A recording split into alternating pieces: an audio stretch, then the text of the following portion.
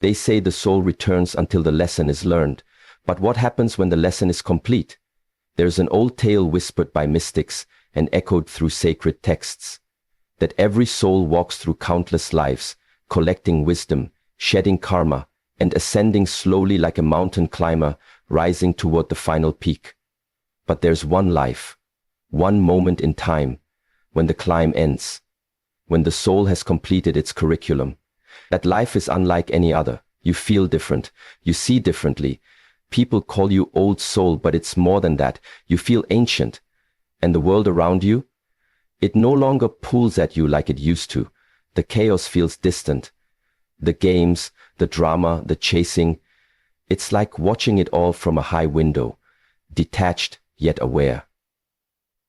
If you're reading this, something in you already knows this might be your final round on Earth.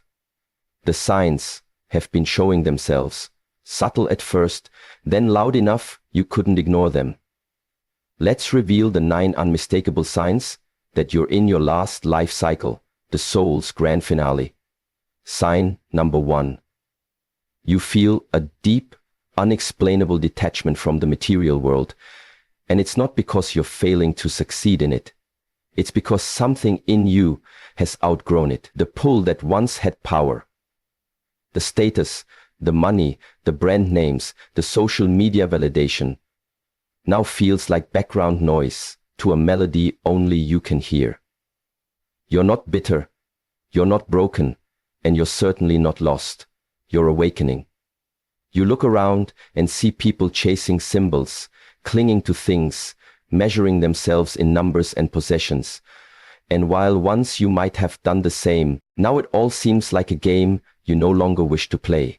You didn't choose this shift, it chose you. It crept in slowly, through moments of stillness, through waves of exhaustion that had nothing to do with your body and everything to do with your soul. You began to feel that no matter how much you gained, it could never fill the invisible well inside you. And that was the beginning of your remembering, that you are not here to collect, but to complete, not to consume, but to contribute. This detachment is not apathy, it's evolution. It's the soul preparing to graduate from the school of material obsession, not because it's wrong, but because it's finished. You've lived through lifetimes where gold and glory ruled your decisions. You've known the hunger for power, the seduction of wealth, and the comfort of ownership. But now, in this lifetime, those things feel shallow. Not evil, not useless, just insufficient. You walk through stores and malls and feel no urgency to buy. You scroll through curated lives and feel no jealousy. And when someone asks what your 5-year plan is, you speak more of peace and purpose than profits and promotions. You crave experiences that nourish the soul, not inflate the ego. Conversations that stir your spirit, not just your ambition. You find joy in silence, freedom in simplicity, power in presence. And while the world might call you detached or even strange, deep down you know this is the soul's final act. You're not rejecting the world, you're transcending it. You haven't lost desire, you've refined it. You want less, not because you're broken, but because you're whole. This detachment isn't a flaw, it's a sacred signal. You remembered who you are, and the world can no longer convince you otherwise. Signal 2. You're a magnet for pain, but not your own. And you've known this for as long as you can remember, though you never quite had the words for it.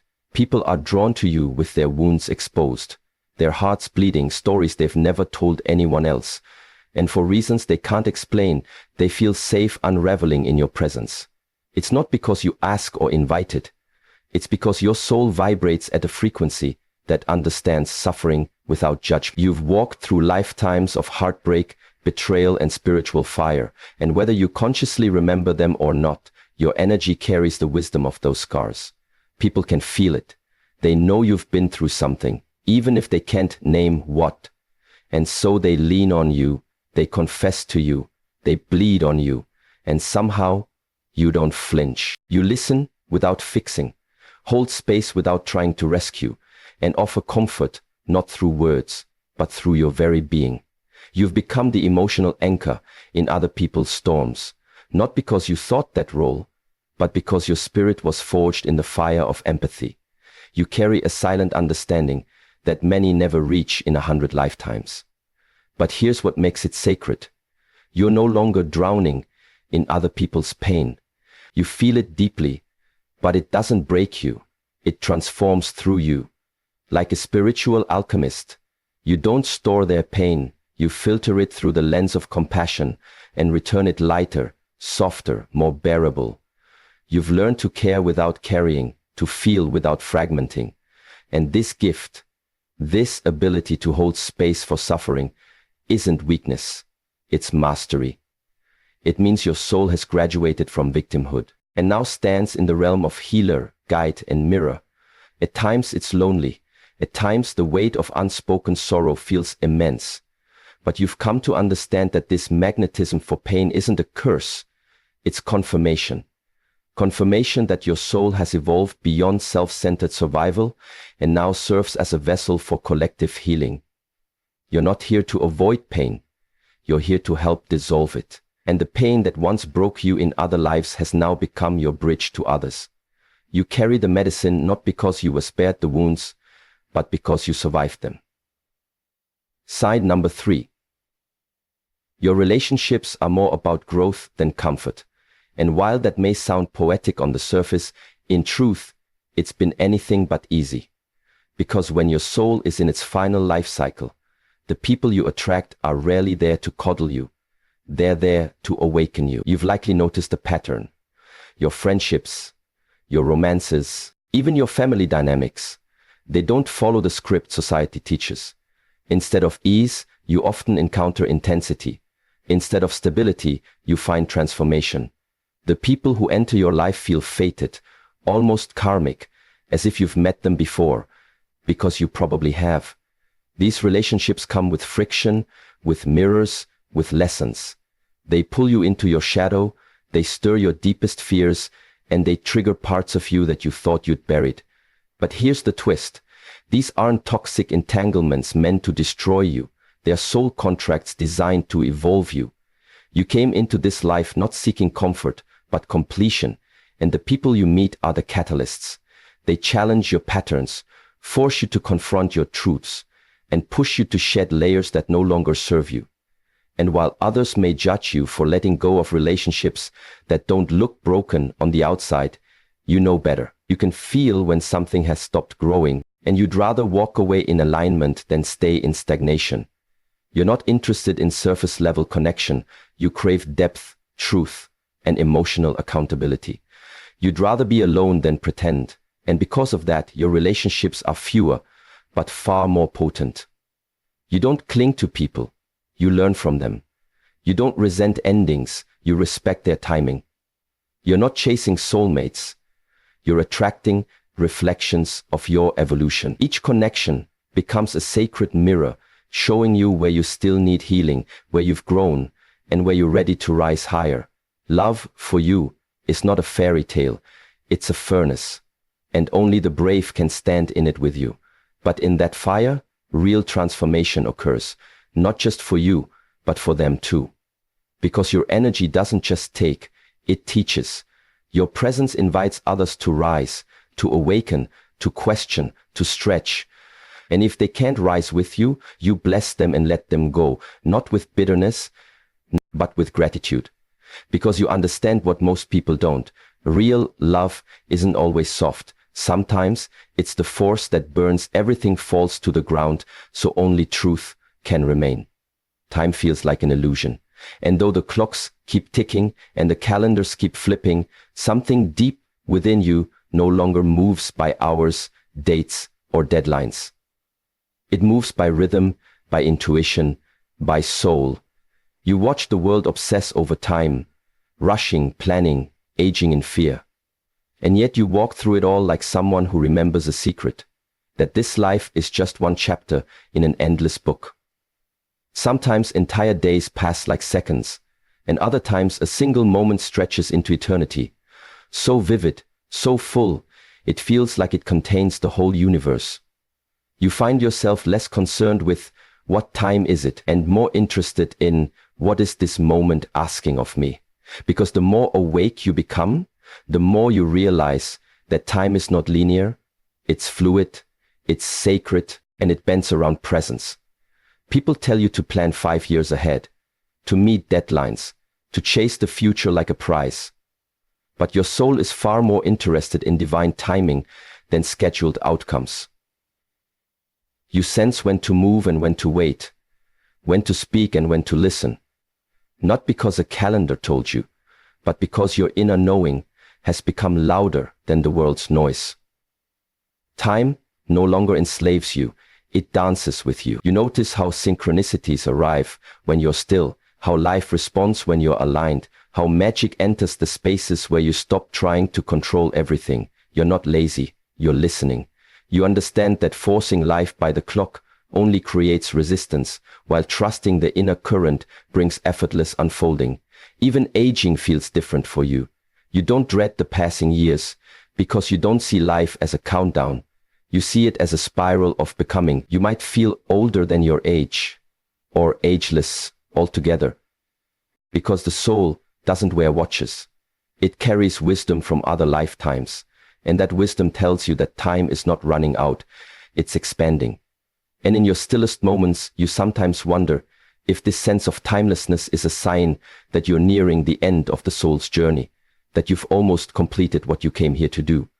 Because when you stop chasing time and start honoring presence, that's when the soul is truly free. Sick number 5, you're drawn to solitude, not isolation. And that distinction has become one of the clearest signs that your soul is nearing its final life cycle, because you no longer fear being alone. In fact, you crave it.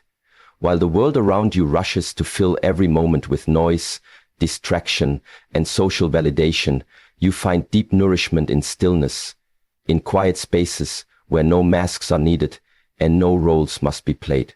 It's not that you dislike people, you love deeply, you care intensely, but something within you understands that constant company can sometimes dilute clarity. You've realized that growth doesn't always happen in conversation. Often it blooms in silence. Solitude, for you, is a sacred sanctuary where you reconnect with yourself, recalibrate your energy, and listen to the whispers of your inner wisdom that get drowned out by the volume of daily life. It's in these moments alone that truths surface, that your creativity awakens, that healing begins. Others might see your preference for being alone as withdrawal, but you know it's not a retreat, it's a return. A return to your essence, to your soul's voice, to the unfiltered version of you that doesn't need to entertain, explain, or perform. You walk through forests and feel communion. You sit in silence and feel connection. You journal, meditate, reflect, not because it's trendy, but because it's how you breathe spirit. The more you embrace solitude, the less tolerance you have for superficiality. Small talk drains you, crowded rooms numb you, and you'd rather spend a quiet evening under the stars than a loud night trying to fit into places that no longer feel like home. You've learned that being alone isn't the same as being lonely. In fact, solitude has made you feel more whole, more rooted, more you than any crowd ever could. And in that sacred space, you've started to remember something. That peace is not something you find out there, it's something you uncover within. You're not running from the world, you're simply no longer trying to lose yourself in it. You know that when you finally feel at home, in your own presence, you're free. Because those in their final life cycle don't need constant company to feel alive. They carry life within them, and solitude becomes their sanctuary, not their sentence. See number 6, your intuition is no longer a whisper, it's a roar, and you can no longer ignore it, suppress it, or rationalize it away like you once did. It doesn't ask for your permission, it commands your attention. What used to feel like subtle nudges or quiet gut feelings now arrives as undeniable knowing, sudden clarity, and sometimes even physical sensations that alert you to truth or deception before your mind has time to catch up. It's as if your inner compass has been fine-tuned to such a high frequency that you can sense the energy of a room before stepping into it, feel the intentions behind someone's words without needing proof, and foresee the outcome of decisions not by logic but by inner alignment. And while the world may still run on reason, your soul no longer does. It runs on resonance. You no longer need long explanations or second opinions to know when something isn't for you. You feel it instantly. You walk away from what others would tolerate. You decline what others might chase. And though some may call it impulsive, for you, it's not haste, it's harmony. Because when you're in your final life cycle, your intuition isn't just a tool, it's a truth teller, honed over lifetimes of mistakes, awakenings, and spiritual refinement.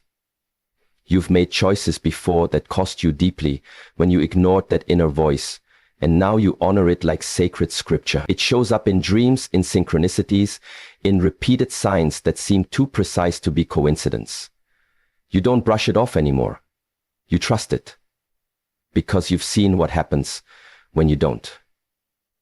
Whether it's avoiding a toxic situation, knowing when to speak your truth, or sensing when to take a leap that defies all logic, your intuition has become your closest guide, your loudest ally.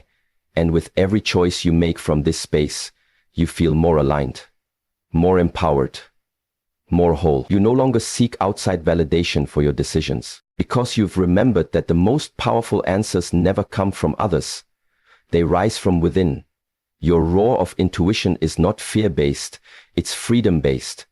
It's not there to warn you of danger. It's there to point you to your destiny.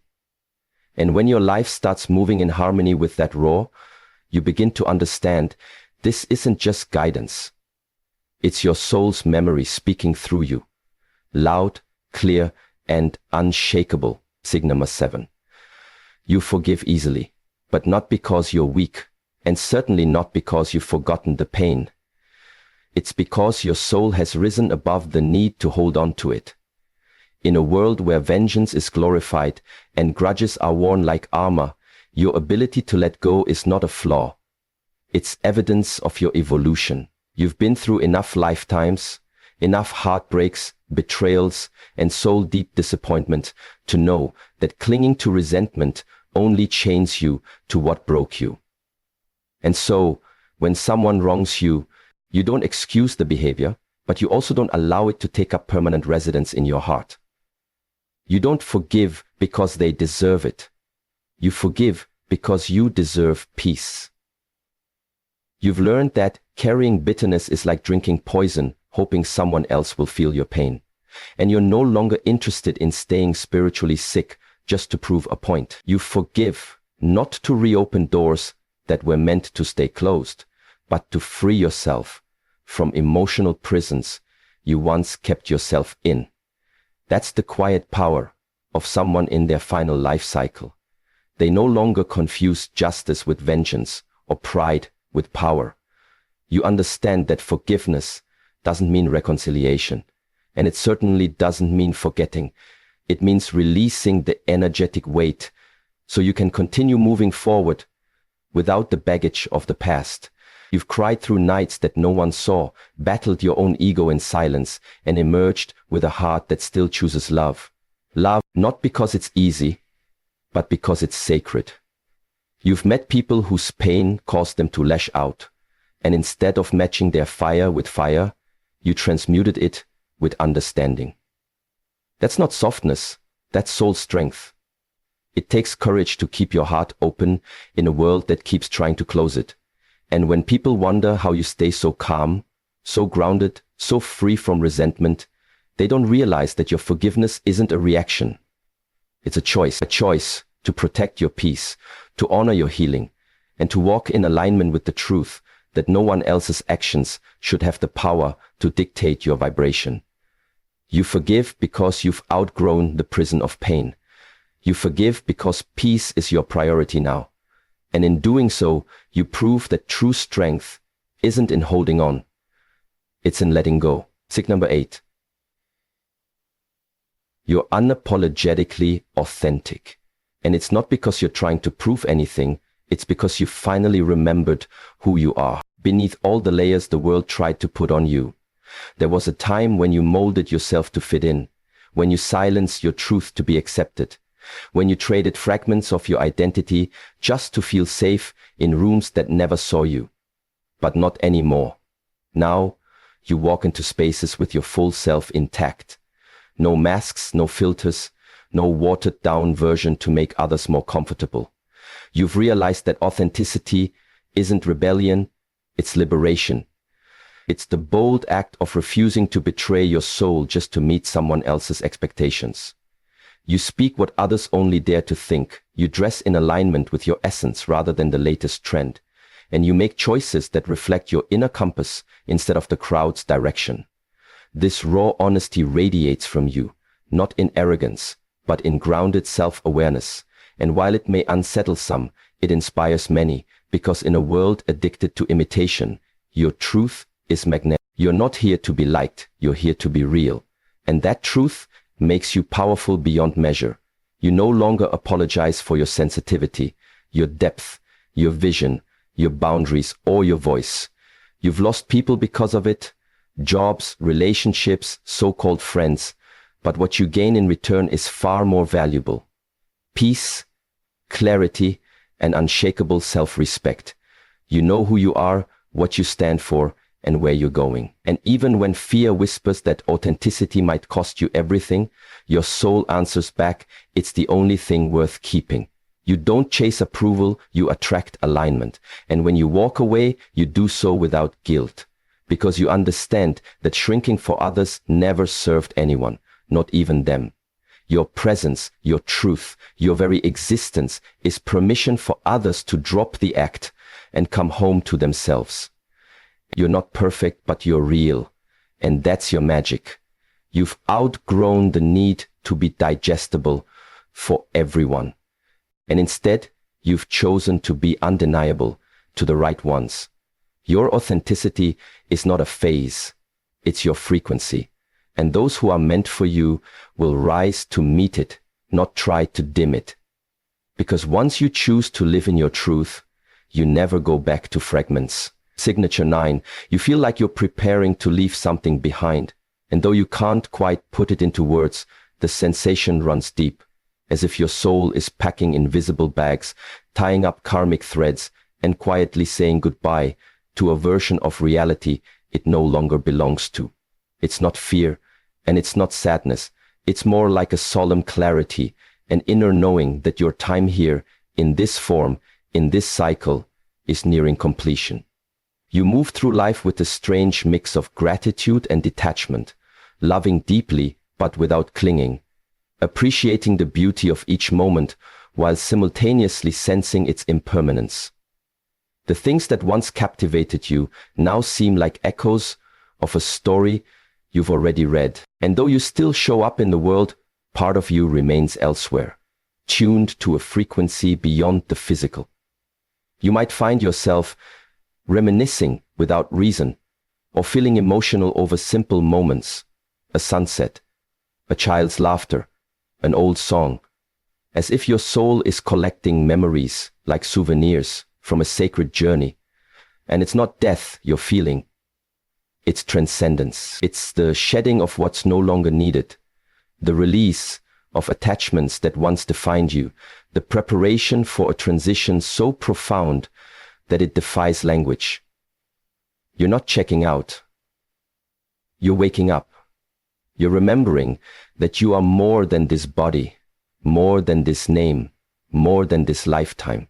The relationships that matter have taken on a different weight, a sacredness, as if you're being called to forgive more easily, to love more openly, and to speak the truth while you still have the chance. You've stopped trying to build castles out of sand and started building peace within yourself instead. Your soul is moving in slow, intentional steps, less focused on doing and more aligned with being. There's a spiritual maturity in you now, a calm acceptance that not everything must be fixed, not every chapter must be long, and not every goodbye is a loss. You feel as if you're aligning with something eternal, something far beyond this world, and you no longer need proof. You know. The life you've lived is not ending, it's evolving. And the sense that you're preparing to leave something behind isn't about escape, it's about elevation. It's the soul standing at the threshold, not of an ending, but of a return.